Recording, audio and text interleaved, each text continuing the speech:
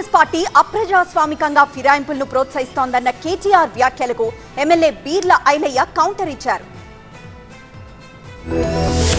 Party ఫిరాయింపుల నిరోధక చట్టాన్ని తుంగలో దొక్కుతూ మరి కాంగ్రెస్ పార్టీ ఏ రకంగానైతే ఈ రాష్ట్రంలో ఇప్పటికే 10 మంది బీఆర్ఎస్ ఎమ్మెల్యేలని 8 మంది బీఆర్ఎస్ ఎమ్మెల్సీలని తన పార్టీలో చేర్చుకున్నదో కూడా గవర్నర్ గారికి సోదాహరణంగా వివరించినాం. స్పీకర్ గారిని కలిసి అభ్యర్థించింది కూడా చెప్పినాం. తేదీలతో సహా ఒక అభ్యర్థి అయితే ఖైరతాబాద్ ఎమ్మెల్యేగా బీఆర్ఎస్ టికెట్ మీద గెలిచి మొన్న పార్లమెంటు కాంగ్రెస్ టికెట్ మీద పోటీ చేసిన విషయాన్ని కూడా వారికి సోదాహరణంగా చెప్పడం జరిగింది. గౌరవ ముఖ్యమంత్రి వాళ్ళని నచ్చి మీ ఎమ్మెల్యేలంతా మీ ఎమ్మెల్సీలంతా కాంగ్రెస్ పార్టీలో వస్తుంటే ఓర్వలేక దీన్ని ఫిరాయింపులు అంటున్నారు. ఆ రోజు మరి మీ మాజీ ముఖ్యమంత్రి చేసింది ఫిరాయింపా? మరి ఏందో మీరు ఫస్ట్ మీ ముఖ్యమంత్రిని అడుగుని.